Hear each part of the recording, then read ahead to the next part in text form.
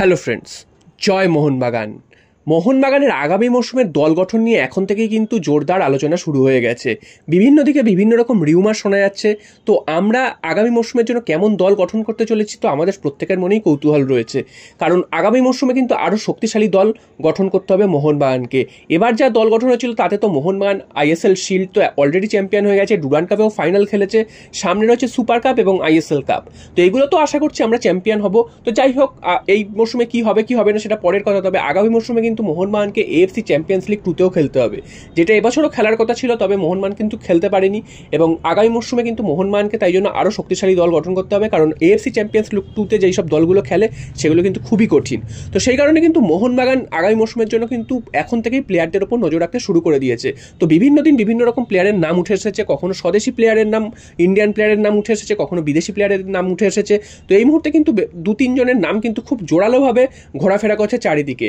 একজন হচ্ছেন Jackson Irvine. তো এই প্লেয়ারটি অস্ট্রেলিয়ান প্লেয়ার। তোমরা জানো যে দুদিন আগেই আমি তোমাদের জানিয়েছিলাম যে এই প্লেয়ারটির ওপর মোহনবাগান টার্গেট করেছে। শুধু এখন যে টার্গেট করেছে এই প্লেয়ারটিকে তা কিন্তু না, এই প্লেয়ারটিকে মোহনবাগান প্রায় 1.5 বছর ধরে টার্গেট করে রেখেছে, যদিও এই প্লেয়ারটিকে মোহনবাগান কিন্তু নিয়ে আসতে পারেনি। তো এখন যেটা মনে করা হচ্ছে মোহনবাগান কিন্তু এবার উঠে পড়ে লেগেছে এই প্লেয়ারটিকে সই করানোর জন্য। এবং এই প্লেয়ারটি যে পজিশনে খেলে সেটা হচ্ছে মিডফিল্ড পজিশন, অর্থাৎ গ্রেগ স্টুয়ার্ট যে পজিশনে খেলে। তোমরা জানো যে গ্রেগ স্টুয়ার্টের কিন্তু অনেকটাই বয়স বেড়ে গেছে এবং গ্রেগ স্টুয়ার্টও কিন্তু নিজে থেকেও চাইছে না ভারতে থাকতে, তিনি কিন্তু তার নিজের দেশে ফিরে যেতে চাইছেন, সেখানে কোনো ক্লাবে খেলতে চাইছেন। এবার প্রশ্ন হচ্ছে যদি গ্রেগ স্টুয়ার্ট ফিরে যান সেক্ষেত্রে তো মোহনবাগানের ওই জায়গাটা খালি হয়ে যাবে। তো ওই জায়গাটাতে মোহনবাগান কাকে নেবে? তো মোহনবাগানকে কিন্তু অবশ্যই একজন ওই পজিশনে ভালো বিদেশি নিতে হবে এবং সে কারণে কিন্তু মোহনবাগান এই সব ধরনেরই কোনো বিদেশিকে টার্গেট করছে। কিছুদিন আগে শোনা গেছিল যে সৌদি প্রো লিগে খেলে, অর্থাৎ রোনাল্ডো যে লিগে খেলে সেই লিগ থেকে কোনো প্লেয়ারকে নিয়ে আসা হতে পারে। তো সেই লিগেও কিন্তু এখনও সার্চিং করছে মোহনবাগান, স্কাউটিং করছে। তো দেখা যাক সেইখান থেকে কোনো প্লেয়ার আসে কিনা। তবে জ্যাকসন ইরভাইনের নামটা কিন্তু এই মুহূর্তে উঠে এসেছে এবং তিনি যে পজিশনে খেলে সেই পজিশনের সাথে কিন্তু গ্রেগ স্টুয়ার্টের পজিশনের মিল আছে। তাই জন্য মনে করা হচ্ছে এই প্লেয়ারটিকে কিন্তু মোহনবাগান খুব করেই চায়। এবার প্রশ্ন হচ্ছে মোহনবাগান চাইলেই যে সবসময় পাবে তা তো নয়। হ্যাঁ, এটাও ঠিক যে মোহনবাগান যে প্লেয়ারকে চায় সে প্লেয়ারকে নিয়ে আসে, এটা অতীতে আমরা দেখেছি, সেটা যত টাকারই হোক না কেন। এবার জ্যাকসন ইরভাইন যে ধরনের প্লেয়ার, তিনি কিন্তু এই মুহূর্তে বুন্দেশলিগা খেলছেন, অর্থাৎ ইউরোপের টপ 5 লিগের মধ্যে একটা লিগ হচ্ছে বুন্দেশলিগা, জার্মানির লিগ, সেই লিগে খেলছেন এই প্লেয়ারটি এবং সেইখানে কিন্তু স্বমহিমায় খেলছেন। তো বুঝতেই পারছো এই প্লেয়ারটির ফর্ম এই মুহূর্তে কেমন এবং প্লেয়ারটি কত ভালো। এবং অস্ট্রেলিয়ার কিন্তু জাতীয় দলের এই মুহূর্তে নিয়মিত সদস্য। তোমরা বলবে যে তাহলে জেমি ম্যাকলারেন, জেসন কামিংস এরাও তো অস্ট্রেলিয়ান টিম থেকেই এসছে। তো অস্ট্রেলিয়ান টিম থেকে তখনই এসছে যখন তাদের জন্য অস্ট্রেলিয়ান টিমের দরজা বন্ধ হয়ে গেছে, তখনই তারা কিন্তু ভারতে খেলতে এসছেন। কারণ ভারতে খেলার পর কিন্তু অস্ট্রেলিয়ার জাতীয় দলের সুযোগ পাওয়াটা একটু কঠিন হয়ে যায়। আমরা দেখেছি যে যারা ভারতে খেলতে আসে অস্ট্রেলিয়া থেকে তাদের কিন্তু আর জাতীয় দলে দেখা যায় না। তো এই প্লেয়ারটি যদি এই মুহূর্তে ভারতের জাতীয় দলে আসে, সেক্ষেত্রে এই ভারতের কোনো ক্লাবে আসে, সেক্ষেত্রে কিন্তু তার জাতীয় দলে চান্স পাওয়াটার সম্ভাবনাটা অনেকটা কমে যাবে।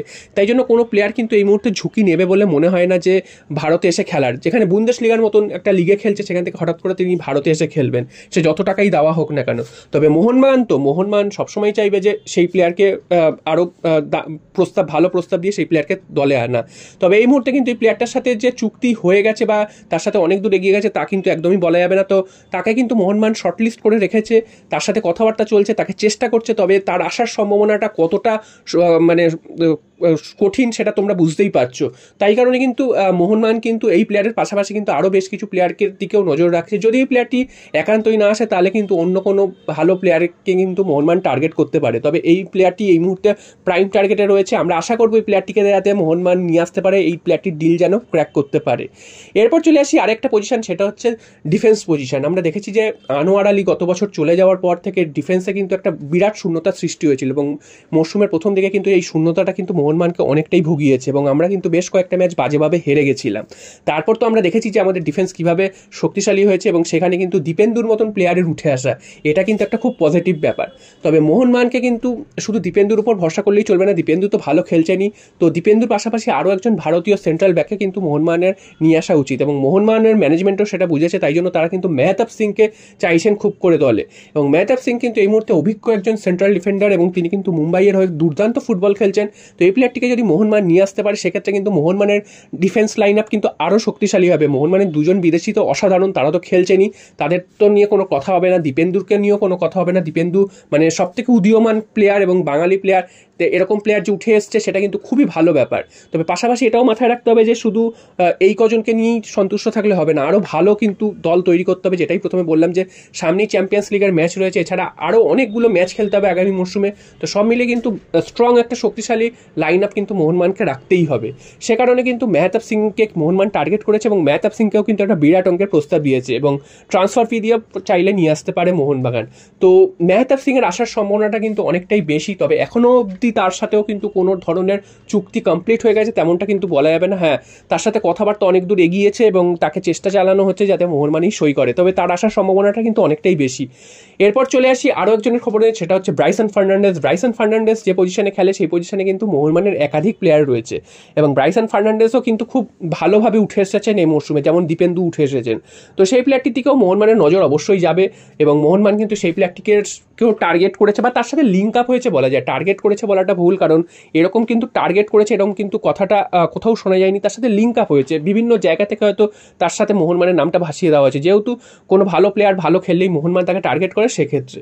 তো ব্রাইসন ফার্নান্ডেজের আসার সম্ভাবনাটা কিন্তু অনেকটাই কম, কারণ ব্রাইসন ফার্নান্ডেজের জায়গায় কিন্তু মোহনবাগানের অনেকগুলো প্লেয়ার রয়েছে এবং ব্রাইসন ফার্নান্ডেজকে এই মুহূর্তে নিয়ে আসাটা মোহনবাগানের বোকামি হবে। ব্রাইসন ফার্নান্ডেজকে আরও কয়েকটা বছর দেখুক, তিনি আরও ভালো খেলুক, তিনি আরও উঁচুতে উঠুক, তারপর মোহনবাগান তাকে টার্গেট করুক, সেটা কিন্তু ভালো হবে।